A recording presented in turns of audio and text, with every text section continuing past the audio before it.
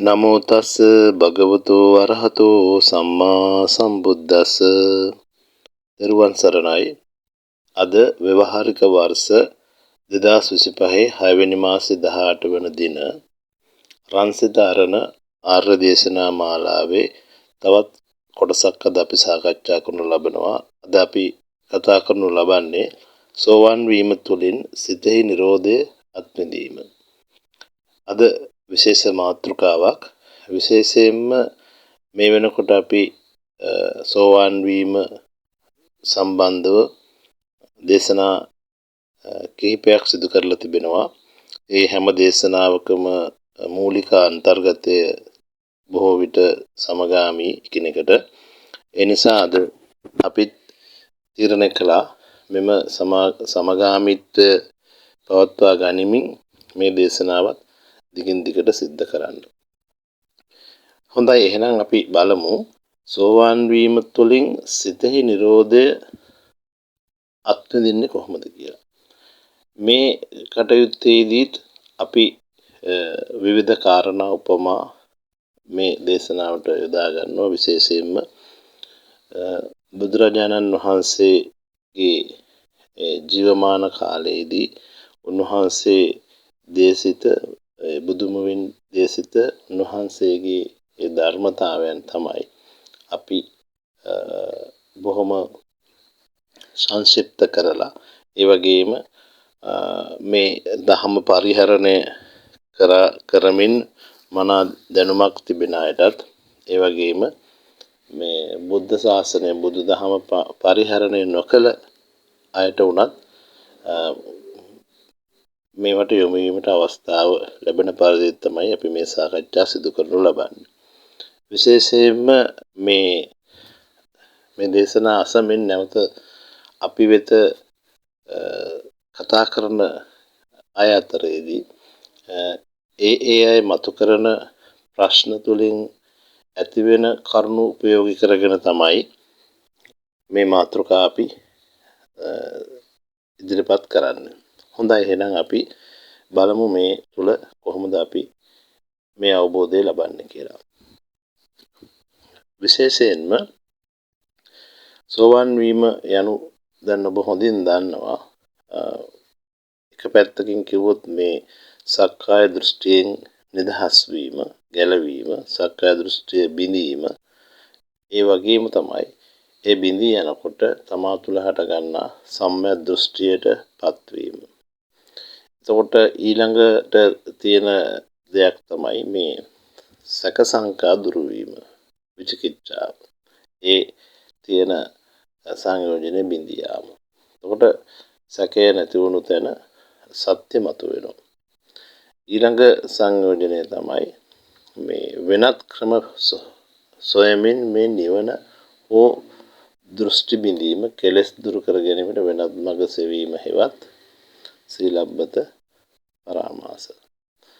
එතකොට එය බිඳී යන විට තමන් මේ අත්හදා බලන අත්දකින එනත්තම් මේ ප්‍රායෝගිකව යොමු කරන ක්‍රමේම තමයි ක්‍රමයේ යන බව තමා තුළ තහවුරු වන විට තමා තුළ සිදුවන මේ මානසික පරිවර්තනය නිසා තමන් ලබන එක්තරා සුවිශේෂී ඥානමය හැකියාවකට කියන තවත් නමක් තමයි සෝවාන් කියලා කියන්නේ. ඉතින් මේ යනාදී විවිධ අර්ථකථන දෙන්න පුළුවන්. හැබැයි සෝවාන් වුණු කෙනෙකු ළඟ තිබිය යුතු ප්‍රධාන ලක්ෂණ ටිකක් තියෙනවා.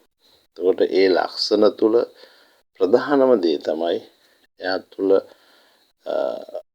තියෙන්නම මින් ඉදිරියට කෙලෙස් දුරු කරන, කෙලෙස් තවන පැත්තට යොමු වන දෘෂ්ටියක්. එතකොට කෙලෙස් හඳුනා ගන්න පුළුවන්.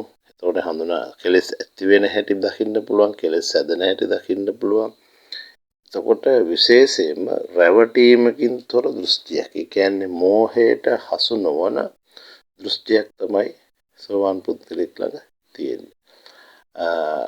මේ දේශනාව මුලම අසන කෙනෙකුට වුවත් මේට සමවැදින්නට හැකිවන ලෙස අපි උපමාවක් අරගෙන එහෙම නැත්නම් අපි යම් කිසි දෙයක් කමටහනක් කරගෙන මේ සාකච්ඡාව සිදු කරනවා නම් අපි නැවතත් අද බලමු කොහොමද මේ සිතෙහි නිරෝධය අත්දකින්නේ කොහොමද කියලා.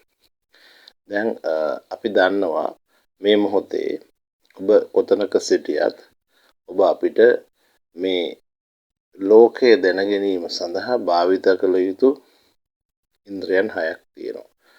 ඇස කන නාසය දිව ශරීරය මන කියන 6. එතකොට එය පිහිටා තිබෙන්නේ මේ අපේ කයි. මේ කය තුල පිහිටපු ඉන්ද්‍රයන් 5ක් සහ විශේෂයෙන්ම මේ මන කියලා කය ඇසුරු කරගෙන තිබෙන ඉන්ද්‍රියක්. එතකොට මේ තුලට මේ ඉන්ද්‍රියන් වලට මෙන්න මේ ටික වෙනවා. පෙනීම, ඇසීම, දැනීම, දැන ගැනීම. එතකොට ඉන්ද්‍රියන් 6ක් 4කින් අපි විස්තර කරනවා. ඇසට පෙනීම. මේ කයේ තිබෙන ඇසට පෙනීමක් සිදු වෙනවා. එතකොට කනට ඇසීමක් සිදු වෙනවා. එතකොට නාසයට දිවට ශරීරය එහෙම නැත්නම් සමහරහා ශරීරයට විශේෂයෙන්ම දැනීමක් ඇති වෙනවා. දැනීමක්. එතකොට මනට නැත්නම් සිතට අපි මොන නමක් කිව්වත් ඒක ගැටලු සහගත තත්වයකට ඇති කරගන්න එපා. සිතට දැන ගැනීමක් සිදු වෙනවා. එහෙනම් ඇසීම, පෙනීම, දැනීම, දැන ගැනීම කියන කරුණු 4ක් මේ කය තුල තිබෙන මේ ඉන්ද්‍රියන් වලට සිද්ධ වෙනවා. හොඳින් හිතන්න මේ ගැන. හැබැයි මේ ධර්මතාවය මේ සිදුවන ධර්මතාවය තුල දෙයක් යමක් බාහිරින් හමු වෙන්නෙම නැහැ. ඒ වගේම මේ පැත්තෙත් ඒවත් දැක ගන්න බලා ගන්න අඳුර ගන්න කෙනෙක් මේ පැත්තෙන් හමු වෙන්නේ නැහැ. ඒක සත්‍යතාවයක්. හැබැයි මෙන්න මේ ධර්මතාවය මත නොපිහිටා හැම වෙලේම මේ පෙනීමකින් ඉවර වෙන බව නොදැන පෙනීම දැකීමක් එහෙම නැත්නම් Tamanට ඇසහරා දෙයක් හමු වුණු බව දැන ගැනීම තුලදී තමයි මේ සක්කාය දෘෂ්ටියට කෙනෙක් හසුවන්නේ. ඒ කියන්නේ අපි දැක්කොත් අපි හිතමු ඉදිරියේදී තමන්ගේ මව ඉදිරියෙන් සිටිනවා කියලා. එතකොට ඒ මවගේ රූපය ඇසහරහා යොමු වෙලා තමන් ඒක දකිනවා කියන ගතියක් තමන්ට එනවා. ඒ තුල නිරන්තරයෙන්ම පහළ වෙනවා මම අම්මා දැක්ක කියන එක.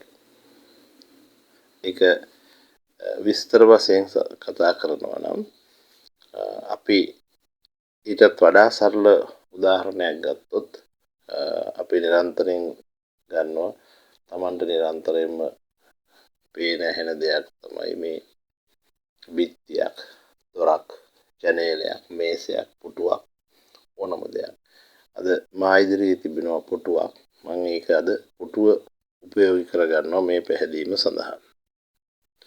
දැන් ඉදිරියේ තියෙන පුටුවට ආලෝකයේ ඒ යනාදී කරුණු වර්ණ හේතු වෙලා මේ ඇසට ඇසේ යමක් සිදු වෙනවා. ඒ සිදුවෙන යමට කියන ඒකේ සිදුවන දෙයට කියනවා විශේෂයෙන්ම පෙනීම සිදු වුණා කියලා. එතකොට පුටුවක් නෙමෙයි තාම ඇසට පෙනීමක් සිදු වුණා.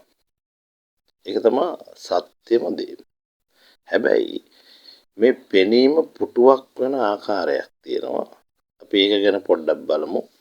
පුටුවක් වෙන්නේ ඒ බාහිරව තියෙන පුටුව ඇසට ඉදිරියෙන් තියෙන පුටුව ආලෝකය යනාදී හේතු කාරණා හේතු කොටගෙන ආලෝකය එනවා මේ ඇසට. ඇසේ සංවේදීතාවය නිසා ඔන්න ඇස තුල හට ගන්නවා ප්‍රතිබිම්බයක්. අපි එහෙම දැනට එහෙම හිතමු ප්‍රතිබිම්බයක් හටගෙන එය ප්‍රතිබිම්බය මොලේ හරහා සිත තුළින් හඳුනා ගන්නවා කියන එක තමයි කියන්නේ. තවත් පැත්තකින් අපි විස්තර කරොත් මේ බාහිර පුටුව නිසා හටගන්නවා සිතේ පුටුවක්. ඒක හදා ගන්න ආකාරය තමයි පෙර මතකය ඇසුරු කරගෙන. ඒක තව ආකාරයක්. එතකොට මේ විමසීමකින් තොරව සාමාන්‍යයෙන් මිනිස්සෙක් එහෙම නැත්නම් අපි කියන පෘථග්ජන ස්වරූපයෙන් කෙලින්ම තීරණයක් ගන්නවා මේ ඉදිරියෙන් තියෙන පුටුව මම දැක්කා කියලා. මේ තුල කිසිදු විමර්ශනයක් විමසීමක් නැතුව මෙන්න මේ අවස්ථාවේදී බාහිර පුටුවක් මේ ඉදිරියෙන් තියෙන පුටුවක් මම දැක්කා කියන මේ අවස්ථාවට එළඹෙනකොට මෙන්න මේ හිත අපි නිරන්තරයෙන්ම කියනවා පවතින රැවටීමකට මුලාවකට හසු වෙලා. ඒ කියන්නේ මායාවකට හසු වෙලා. ඒකට එහෙම හසු වෙන සිතක් නිරන්තරයෙන්ම ඒ සිතට කියනවා නම විඥානය කියලා. එතකොට එහෙම හිතන කෙනෙකුට මේ පුටුව දැක්ක මම දැක්ක කියනකොට එයාට පුටුවත් එක්ක මමත් හැදිලා මමත් හටගෙන. එතකොට එයාට හැඟෙනවා පුටුව ඉදිරියෙන් තියෙන පුටුව දකින්න මම මේ පැත්තෙන් ඉන්නවා කියන එක. මෙන්න මේ මුලාව නිසා තමන් මේ පුටුවට මේ පැත්තේ තවත් දේවල් කරගන්න පුළුවන්. ඇලෙන්න, ගැටෙන්න, රැවටෙන්න පුටුව නිසා විවිධ කාරණා හදාගන්න පුළුවන්. මේ හැම එක්සැනකදී මේ යාට කර්මයන් හට ගන්නවා. ඒ කියන්නේ චේතනා හටගෙන යාට සසරේ දිගු ගමනකට හේතුව හදාගන්න පුළුවන්. හැබැයි මේ ඇත්තටම මේ පුටුව සකස් වෙන ධර්මතාවය කෙනෙක් දැක්කොත් එයාට මේ පුටුව සහ ඇස තමන්ගේ ශරීරයේ මේවා ගැන විවිධ ආකාරයේ විමර්ශනයක් සිදු කරනකොට තමන්ට තේරෙනවා මේ පුටුව බාහිරව තිබෙනකොට ඒ බාහිර ආලෝකය සහ විවිධ කරුණු හේතු වෙලා මේ තමන්ගේ සිත තුළ හටගන්නවා තව පුටුවක්.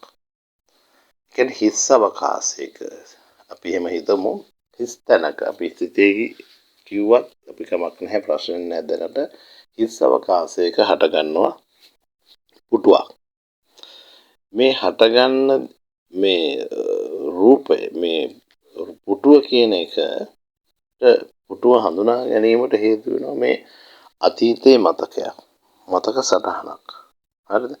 හැබැයි මේ අපිට දැන් පුටු තුනක් නිර්මාණයක් අපි කිව්වොත් විස්තරයක් බාහිර පුටුවත් හිතේ හට ගන්නා පුටුවත් අතීතයේ තිබිච්ච පුටුවක තියෙන තොරතුරු සංඥාවකුත් එක මේ දැන් මේ මොහොතේ හිතේ හට ගන්නා පුටුව අර පුටු දෙකටම අයිති නැති දෙයක් බව කෙනෙක් දැක්කොත් බාහිර පුටුවත් අතීතයේ මතක සටහන් වල තිබුණු තොරතුරුෙන් ගන්නා පුටුවත් යනාදී කරුණු දෙක හේතු වෙලා මේ මොහොතේ හටගත්තු පුටුවක් බව දැනගත්තොත් අන්න එයා මේ පුටුව තමා තුළ සකස් වීමේ ක්‍රියාවලිය දකිනවා. කියන්නේ පෙනීමක් තුළ දැකීමක් සිදුවන ආකාරය දකිනවා. මේ දැක්ම තුළ තමන් ඊටාම හොඳින් දන්නවා මේ දැන් තමන් අත්විඳින්නේ බාහිර පුටුවවත් අතීතයේ මතක සංඥාවෙන් හටගත්තු දේවත් නෙමෙයි. ඒ හේතු වෙලා මේ මොහොත තුළ මේ දැන් හටගත්තු පුටුවක් බව තමන් අත්දකිනවා. එතකොට අර අමුයෙන් මම පුටුවක් දකිනවා කියන ගතියට වඩා මෙයා තුළ හට ගන්නවා ඇත්ත ඇති සැටියෙන් දැකීමේ නුවණක් ඥානයක්. මේ වෙලාවේදී එයා අවබෝධ මෙයාගේ මේ දැක්ම තුළ සුවිශේෂී ගති පහල කරගෙන මෙයා තීන්දුව తీරන ටිකක් ගන්නවා. හේතුව තමයි එයා දකිනවා මේ මොහොතේ මට මේ බාහිර පුටුව දකින්න බෑ. මම දකින්නෙම මේ හිතේ හටගත්තු පුටුවක් කියන බව දැකලා මෙයා බාහිර අන්තය තමාගෙන් මේ මොහොතේ අත්හැරලා තියෙන වග දැනගන්නවා. ඒක නිරන්තරයෙන්ම අපි කියන දෙයක්. මේක ඉතාම වැදගත්. ඒ විතරක් නෙමෙයි අතීත මතකාන්තයක් නෙමෙයි කියලා එයා අතීත මතකාන්තිනුත් මේ මොහොතේ අත් මිදිනවා. තවත් විමර්ශනය කරන බලනකොට එයාට දැන් එයා බලනවා මේ පුටුව හිතේ හම්බුන පුටුවේ හැටි බලනවා. එන හිස් අවකාශයක හටගත්තු මනක්කල්පිත රූපයක්නේ. මේ තුල තියෙනවා අපි නිරන්තරයෙන් කතා කරන හරයක් ගත නොහැකි ලක්ෂණ තමයි මේකේ තියෙන්නේ. දැන් ඒකෙදි තමයි අපි අර ස්කන්ධ පංචකය ගැන කිව්වේ.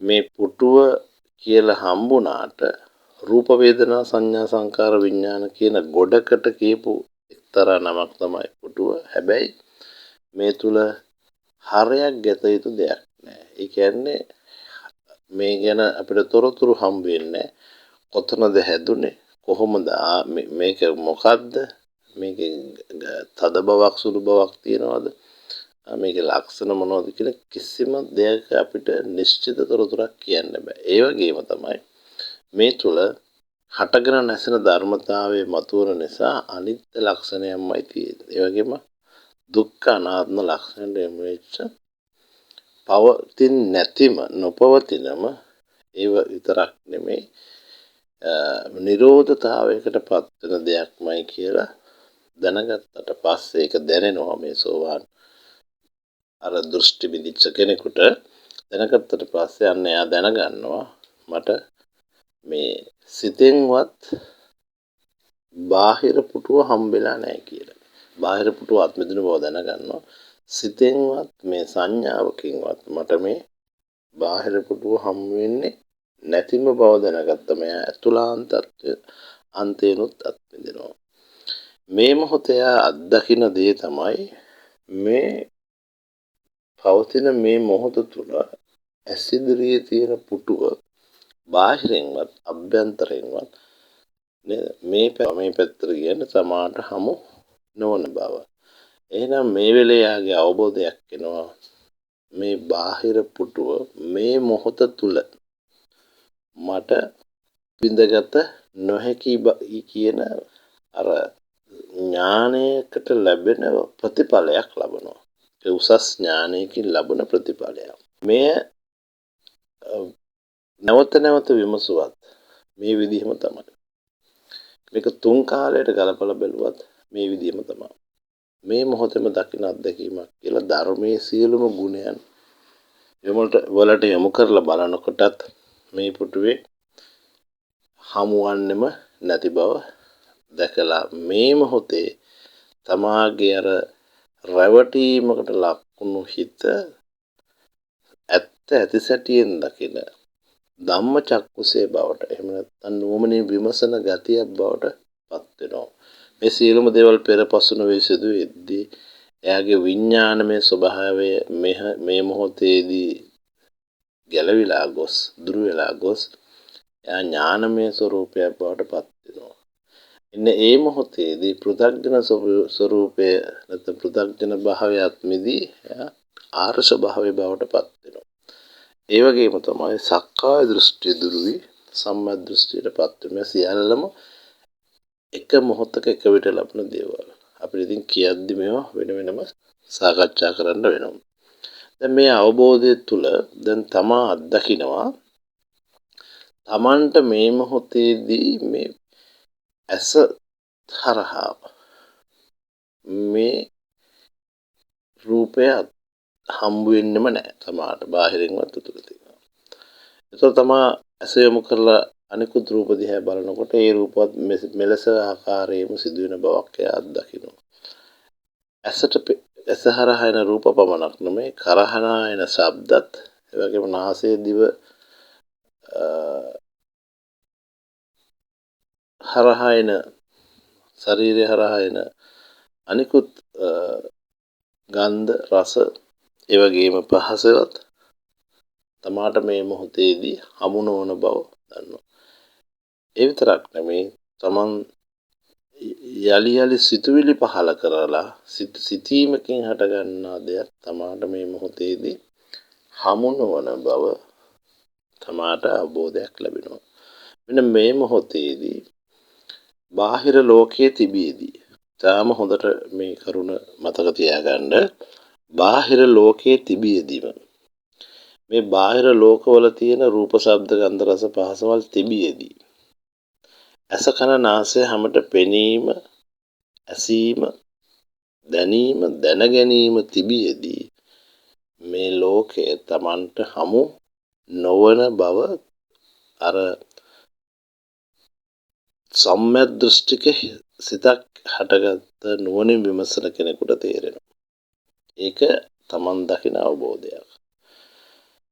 එහෙනම් Tamanට මේ මොහොතේ මේ ලෝකය තිබියදී බාහිර ලෝකයේ තිබියදී අස්කන්නාස්තික තිබියදී පෙනීම ඇසීම දැනීම දැනගැනීම තිබියදී තමාට මේ කිසිවක් හමු නොවන බව තමන් අත්විඳිනවා. සියල්ලකින්ම තමන් මේ මොහොතේ මිදිලා ඉන්න බව හමු වෙනවා. දැන් එයා තව තව එබී බලනකොට මේ ලෝකේ තමාට මේ සිත ඇසුරු කරන කය දිහා බලනකොට ඔන්න තමන්ට හමු වෙනවා සිතට කය බාහිර නිසා කයත් තමන්ට මේ මොහොතේ හමු නොවන බව. එහෙනම් මේ මොහොතේ සිතින් කයත් අත් මිදලා තියෙන බව තමාට වැටහෙනවා. දැන් මෙන්න මේ මොහොත වෙනතුරු තමා ලබන නුවණ මේ නුවණ විමසන ගතිය ඒ වගේම සක්කාය දෘෂ්ටියේ බිඳුණු ස්වභාවය මිත්‍යා දෘෂ්ටි වලින් ගැලවීම සහ සම්‍යක් දෘෂ්ටිය මත තව තවත් විමසීම් කරන විට ඔන්න යාට අවසාන මොහොත ඒ කියන්නේ තව අත්මිදීමට තිබෙන එකයි. එයා දැන් කයනුත් අත්මිදිලා අසකන නාසය හැම දිනුත් අත්මිදිලා එතකොට පෙනීම ඇසීම දැනීම දැනගැනීම තුලනුත් අත්මිදිලා බාහිර ලෝකේ සියලුම ජීවි අජීවි සෑම දෙයකින්මුත් අත්මිදින බව දැනගත්තම එයාට ඔන්න හම්බ වෙනවා. එහෙනම් සිතට සිත හමු වෙලා අපි වචන භාවිතා කරනවා හොඳින් විමර්ශනය කරන්න. සිතට සිත හමු වෙලා දැන් අපි බලමු මේ සිතට හමු වන සිත කොහොමද කියලා. දැන් මේක ඊටාම පරිස්සමට ලියා ගන්න ඕන කරුණක්. දැන් සිතට සිත හමු වෙනවා. මොකද දැන් මේ පැත්තේ සියලුම දේවල් සිතට පරිබාහිර නිසා දැන් සිතට හමු වන සිත ගැන තමයි අපි අද විශේෂ මාතෘකාවක් වෙන්නේ ඒකයි. ඒ ගැනමයි අපි කතා කරන්නේ. එතකොට දැන් එහෙනම් සිත කොහොමද සිතට සිත හමුවන්නේ කොහොමද? දැන් බලමු ඉස්සෙල්ලා මේ සිත කියන දේ ස්ථීර සාර පවතින දෙයක්ද කියලා ඉස්සෙල්ලා බලමු. දැන් හොඳට මොහොතකට හිතන්න. දැන් සිත හටගන්න දෙයක්. සිත උපදින දෙයක්. එහෙනම් හටගන්න දෙයක් නම් උපදින දෙයක් නම් ඒ සිත පෙර තිබිලා නැත. පෙර තිබිලා නැහැ. මේ මොහොතේ හටගන්න දෙයක්. එහෙනම් පසු තියෙන්නේද නැත. මොහොතක හටගෙන ඒ මොහොතේම නිරෝධ වන ලක්ෂණයක් තමයි සිතට තියෙන්නේ. ඒ සිත උපදින්න උපයෝගී වෙනවා මේ කයේ තියෙන ඇස කන නාසය දිව ශරීරය මන කියන කොටස් සිත උපද්දවන්න හේතු හේතු. ඒ වගේම රූප ශබ්ද ගන්ධ රස පහස අරමුණු කියන ඒවා සිත උපද්දවන්න හේතු වෙනවා. ඒ නිසා තමයි මේ සිත උපදින්නේ. එතකොට ඇස නිසා උපදිනකොට ඒකට නමක් කියනවා චක්කු විඥානය. සිතක්. හැබැයි එතන විඥානය කියලා භාවිතා වෙනකොට අපි දන්නවා දැන් විඥාණයට හමුවන්නේ මායාකාරී ස්වභාවයක්. අපි අපි ඒ ගැන විමස ගමු මේ සිතේ තියෙන ක්‍රියාකාරීත්වය කොහොමද කියලා. එහෙනම් සිත තියෙන දෙයක් නෙමෙයි බව අවබෝධ වෙනවා. ස්ථීරසාරව දිගින් දිගට එකම ආකාරයකට පවතින දෙයක් නොවන බව අවබෝධ වෙනවා. ඒකට මෙහෙමයි. දැන් මේ ඇස නිසා හදාගත්තු හිතක් පහළ වෙනකොට අනිත් කිසිදු කන නිසාවත්, දිව නිසාවත්, නාසය නිසාවත්, සම නිසාවත්, මන නිසාවත් සිතක් හටගන්නේ නැහැ. එහෙනම් එකකින් එක සිතක් පහළ වෙන එක ඉන්ද්‍රියක් කරා සිතක් උපදිනකොට පහළ වෙනකොට අනිත් ඉන්ද්‍රයන් පහෙන්ම පහළ වන්නේ නැහැ ඒ මොහොතේ. එතකොට ඒ පහම නිරෝධතාවයකට පත් වෙලා තියෙනවා. ඒක විශාල පණිවිඩයක් මේ අවස්ථාවේදී. ඊළඟ මොහොතේදී මේ ඇස කනට මාරු වුණොත් ඒ ඇස තුල පහළ වෙච්ච සිත නිරෝධ වෙලා කන තුල හට ගන්නවා සිතක් පහළ වීම. මේ අනාදී ආකාරයෙන් සෑම මොහොතකම නිරතුරුවම වන්නේ මොහොතකට මොහොතේ එකම එක සිතක් ඒ සිත උපදින ධර්මයක්. ඒ වගේම ඒ හමුවන හැම මොහොතම ඒ සිත හැර අනිත් සිත් සියල්ලම නිරෝධ වෙලා තියෙනවා. කියන්නේ සිතක අරමුණක් සිතට අරමුණක් ඇතිවිට ඒ අරමුණ හැරුණකොට මේ මොහොතේ මොහොතක එකම එක සිතක් ඉපදිලා තියෙනකොට අන් සියල්ලම නිරෝධ වෙලා තියෙනවා. මේ සමස්ත අතීතයේම සිතුත් නිරෝධයි, සමස්ත අනාගතයේ සිතුත් නිරෝධයි. පවතිනවා නම් පවතින්න තියෙන්නේ එකම එක සිතයි ඒ මොහොතේ හටගන්නා සිත. මේ රූපයක් බාහිර රූපයක් නම් අපිට නිකන් සාමාන්‍යයෙන් හැඟී යනවා ටික වෙලාවක් හරි තියෙයි කියලා. නමුත් සිතක විපරිණාමණය සිතක හට ගැනීම සහ නැසීම උපමාවකින්වත් කියන්න බෑ කියලා බුදුහාමුදුරුවෝ දේශනා කරා. එක සත්‍යයක් එතරම් වේගයෙන් මේ හටගෙන නැසෙනවා. මෙන්න මේ සිත් මාරුවෙන් මාරුවට හටගෙන නැසෙද්දී මේ දිගට ඒකාකාරව එක සමාන සිතක් නෙමෙයි තියෙන්නේ. එකිනෙකට වෙනස් හටගෙන නැසීමේ සිත් පරම්පරාවක්. එතකොට මෙතනදී අවබෝධ වෙනවා දිගින් දිගට පවතින සිතක් නෙමෙයි තියෙන්නේ. එකකට පසු එකක් ඉපදෙමින් බිඳෙමින් හැමතිස්සෙම සියල්ලම නිරෝධ කරමින් එකම එකක් විතරක් සමුදය වෙමින් තිබෙන තාම නොගැනිය හැකි තරම් කුඩා කාලයක් වත් කිය නොහැකි සිතක් මොහොතක පවතින බව ඔන්න Tamanට වැටහෙනවා. මේ මොහොතේදී සිතට සිත හමුවන්නේ නැති බව තහවුරු කරගන්න පුළුවන් මෙහෙම. ඒකට පළමු කරුණ තමයි අපි මෙච්චර කල් සිතක් තිබෙන බව දෘෂ්ටියකින් තියන් හිටියනම් අන්නේ දෘෂ්ටිය බිඳලා යනවා. මොකද දිගින් දිගට පවතින ඒකාකාර වෙච්ච සිතක් නැති බව මේ මොහොතේ අවබෝධ වෙනවා. කියන්නේ ඒ අපි හිතන් හිටියොත් මේ කල්පකාන්තරයක් අතීතයේ මේ මොහොතේ අනාගතයේ දිගින් දිගට පවතින එකම එක සිතක් මේ තියෙන්නේ කියන දෘෂ්ටියෙන් අත් මිදිනවා. එහෙනම් තමාට අවබෝධ වෙනවා මේ මොහොතේ පහළවන හටගන්නා එකම එක සිතක් තිබෙනවා. ඒ තුල තිබෙන්නේ අනිත්‍ය දුක්ඛ අනාත්ම කියන ඊටාම වේගින් හටගෙන නැසෙන ධර්මතාවයක් වෙන බව අවබෝධ වෙද්දී මොහොතකට උපමාවක් කරන් බලමු. අපි කිව්වා සිතට කය බාහිරයි කියලා. සිත සාපේක්ෂ කරලා අපි කයෙන් අත් මිදුණු බව දැනගත්තා වගේම මේ මොහොතේදී අපි දැනගන්නවා සිතට දැන් අපි නැති සිතක්, ඒ කියන්නේ එකින් දිගින් දිගට නැති සිතක් බව අවබෝධ කරගත්තම එතන හටගන්නේ ඒ එකම සිත පමණක් බව අවබෝධ වෙනවා. ඊටාම ගැඹුරින් හිතන්න ඕන දෙයක්. කියන්නේ සිත් පරම්පරාවක හමුවන එකම එක සිත. ඒ සිත හටගෙන නැසිලා ගියාම සිත එතනින් නිරෝධයි. එතකොට ඒ සිත තව සිතකට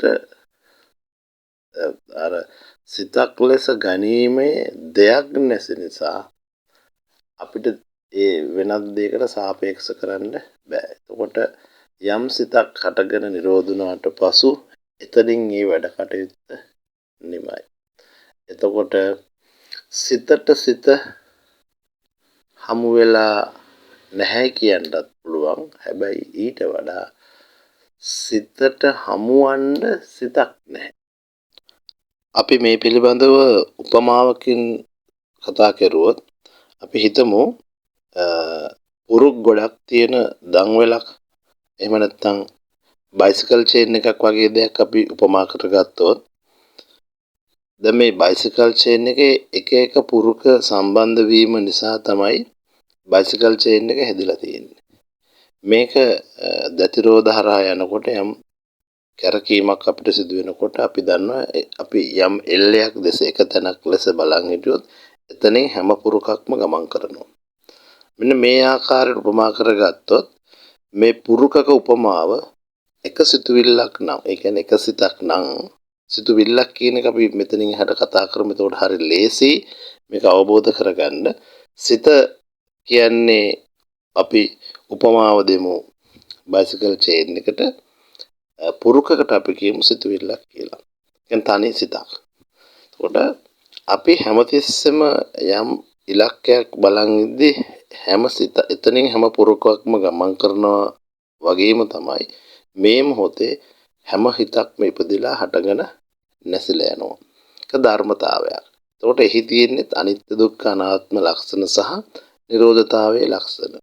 හැබැයි මෙතනදී අපි සියුම් මෝහයක්, දෘෂ්ටියක් හදාගෙන හිටියොත් මේ බයිසිකල් පුරුක් වලින් හැදුණු වෘත්තාකාර රවුමට නමක් දුන්නා වගේ චේන් එක කියලා අපි හිතනවා අර සිත් සියල්ලේම එකතුවට දීපු නම තමයි සිත. එන්නේ එහෙම දෙයක් ඇත්තටම පවතින්නේ නැහැ. කියන්නේ සිතුවිල්ලක් හටගෙන නැසුණට සිතුවිලි සමූහයම නිර්මාණය වෙලා තියෙන සිතක් කියන දෙයක් ඇත්තටම නැහැ. එන්නේ සිතක් කියලා දෙයක් ඇත්තටම ගත්තොත් තමයි අර සිතුවිල්ල සිතට අයිති වෙන්නේ. හැබැයි ඇත්තටම සිතක් නැති නිසා සිතුවිල්ල හටගෙන නැසුනම එතනින් ඒ කාර්යය ඉවරයි.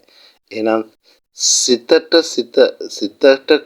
සිතුවිල්ලක් හමු නොවන්නේම ඒ සිතුවිල්ල බාර ගන්න සිතක් කියලා නිත්‍ය වෙච්ච ස්ථිරසහර දෙයක් නැති නිසා. මෙන්න මේ මොහොතේදී නුවණින් විමසන කෙනෙකුට අවබෝධ කරගන්න පුළුවන් සිතුවිල්ලක් හටගෙන නැසුණට ඒක ධර්මතාවයක්, නිරෝධ වුණාට එය බාර ගන්න සිතක් කියලා කෙනෙක් නැහැ. සිතක් කියලා දෙයක් නැහැ. ඔන්න සිතුවිල්ල සිතකට අයිති නොවන්නේම සිතක් කියලා දෙයක් නැති නිසා.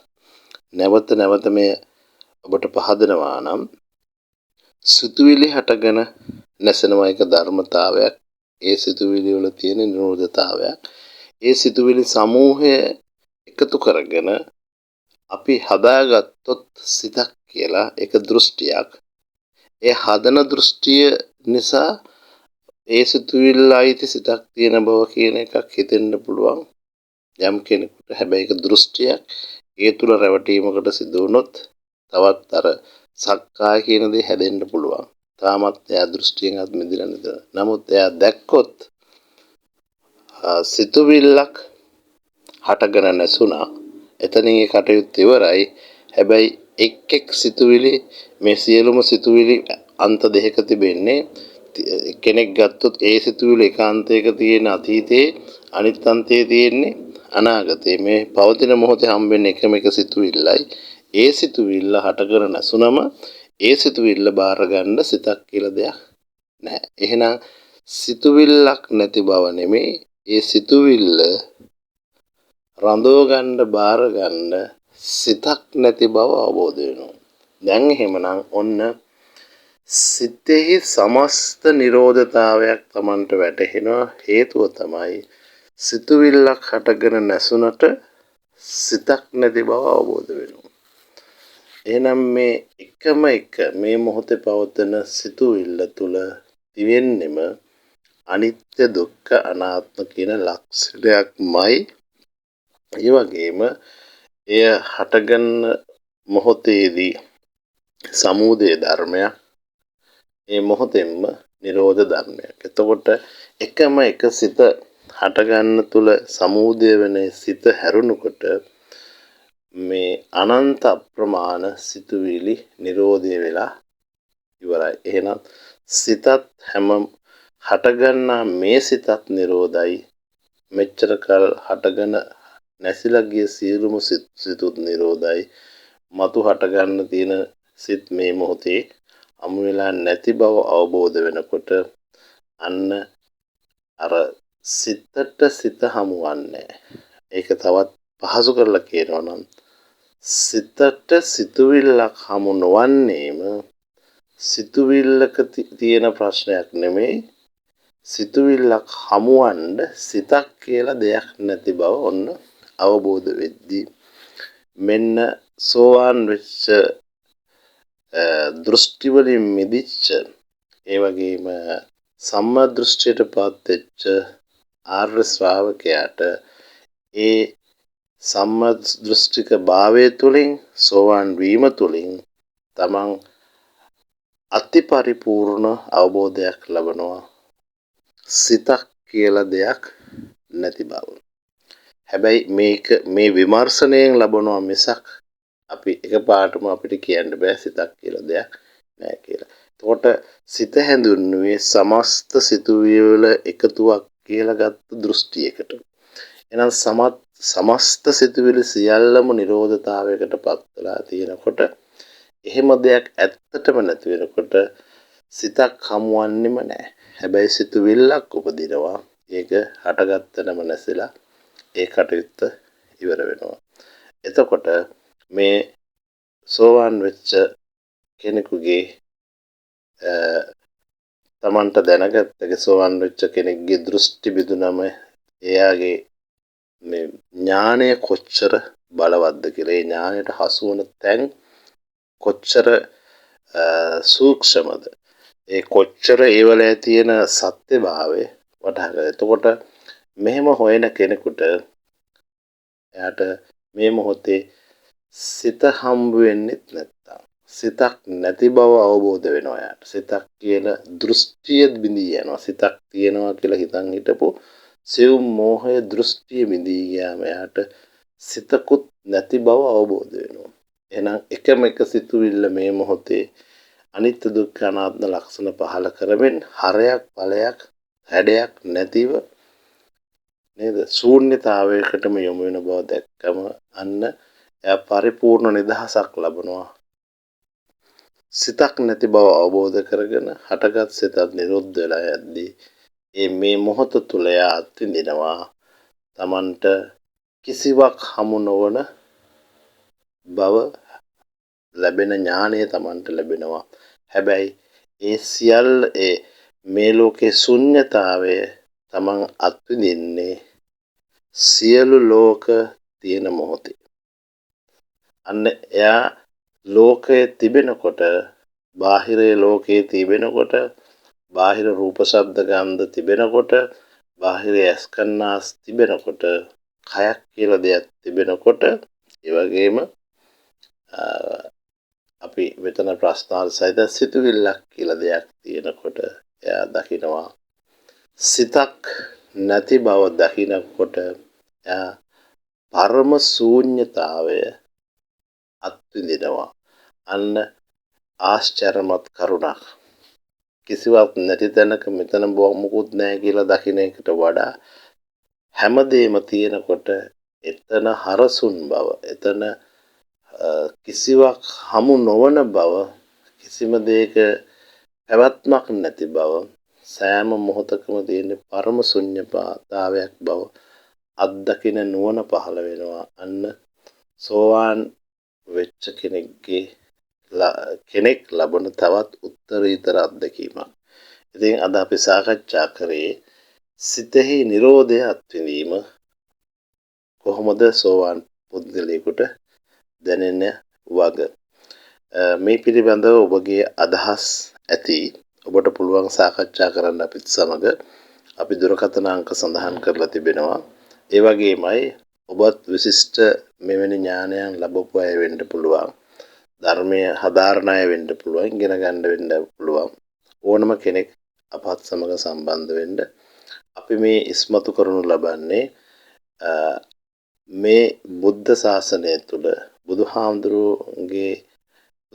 කියපු දේ මේ මහණෙනි මේ සසරෙන් අත් මිදෙන්න එහෙම නැත්නම් මිනිසු මේ සසරෙන් අත් මිදින්න කියන එකට රුකුලක් වෙන්න අපි දන්න දෙයක් අපි සාකච්ඡා කරනවා. ඉතින් අපි කැමති මේ ලෝකයේ සියලුම දෙනා සමස්ත දුකින් අත් මිදලා නිවි සැනසීමකට පත් වෙනවා නම් අපේ ප්‍රාර්ථනාව එයයි.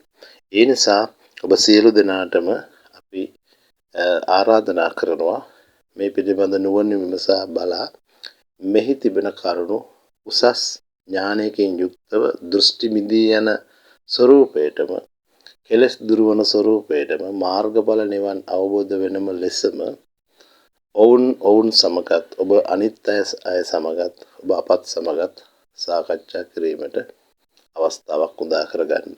සියලු දෙනාටම තෙරුවන් සරණයි. අපි ඉතාම ඉක්මනින් තවත් අලුත් අත්දැකීමක් එක්ක හමු වෙමු. නැවත වතාවක් සියලු දෙනාටම මේ ලැබපු ජීවිතය ඉතාම සතුටින් සැනසීමෙන් අවබෝධයෙන් ලබන්න නිරෝගීකම සහ දීර්ඝායුෂයත් ප්‍රාර්ථනා කරනවා. තෙරුවන් සරණයි.